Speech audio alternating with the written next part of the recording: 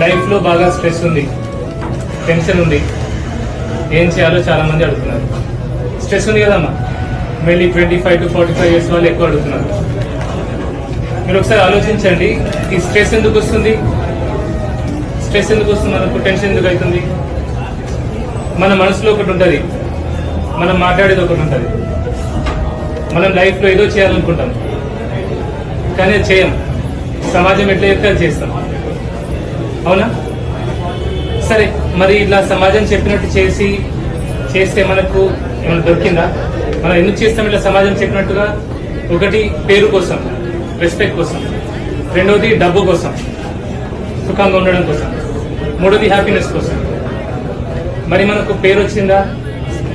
పైసలు వచ్చినాయా? హ్యాపీగా ఉన్నామా? లేదు. ఏమొచ్చింది? టెన్షన్ వచ్చింది. సరే, ఈ జీవితం సమాజం చెప్పినట్టు విందాము. నెక్స్ట్ లైఫ్ లో నాకు నచ్చినట్టుగా నేను ఉంటా అంటే వీలైతుందా? ఇంకో జీవితం ఉందా? ఇంకో లైఫ్ ఉందా? మనకు లేదు. ఇదొకటే లైఫ్. ఓకే, ఒకటి గుర్తుంచుకోండి, మీ లైఫ్ చాలా చాలా చాలా స్పెషల్. దేవుడు ఏదో గొప్ప రీజన్ తోనే మిమ్మల్ని ఈ భూమికి తెచ్చిండు, 100%. ఎందుకంటే మీలాంటి వ్యక్తి సృష్టిలో ఇంకెప్పుడు రాడు. మీలో ఆ గొప్పతనం మీలో ఉంది. కానీ మనం ఏం చేస్తామంటే, సొసైటీ ఒక సర్కిల్ గీస్తుంది, దాని లోపల ఉండిపోతాం, దాని బయట అడుగు వేయం. అయితే ఈ అడుగు వేసే ముందు కూడా 2 విషయాలు మనం మెదడులో పెట్టుకోవాలా. మన మాటల ద్వారా ఎవరిని బాధ పెట్టద్దు, ఇబ్బంది పెట్టకూడదు, కష్టపెట్టకూడదు. ఒకటి. రెండోది, స్వార్థంతో మన కోసం ఎదుటోని మోసం చేయదు, అట్లాంటి పనులు చేయదు. సో ఎవరిని బాధ పెట్టకుండా, ఓకే, ఎవరిని ఇబ్బంది పెట్టకుండా, ఎవరిని నష్టం కలిగించకుండా మీకు నచ్చినట్టుగా మీరు బతకండి. ఒక్కసారి చేసి చూడండి, మీ లైఫ్ ఎట్లుంటుందో మీకే తెలియదు.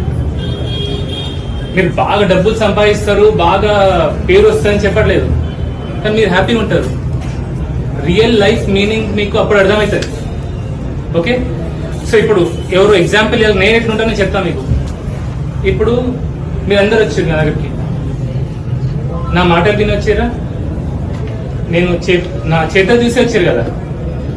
చాలా మంది కమెంట్స్ పెడతారు, మీరేంటి సార్ వెరైటీగా ఉన్నారు, అందరు ఉన్నట్టుగా లేరు, అందరు డాక్టర్లా లేరు చెప్తుంటారు జనరల్లీ.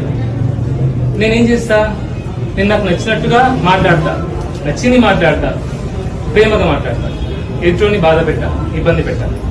నేను పని కూడా నాకు నచ్చింది చేస్తా, నచ్చినట్టు చేస్తా, కానీ 10 మంది కోసం చేస్తా, స్వార్థంగా ప్రవర్తించను. ఓకే.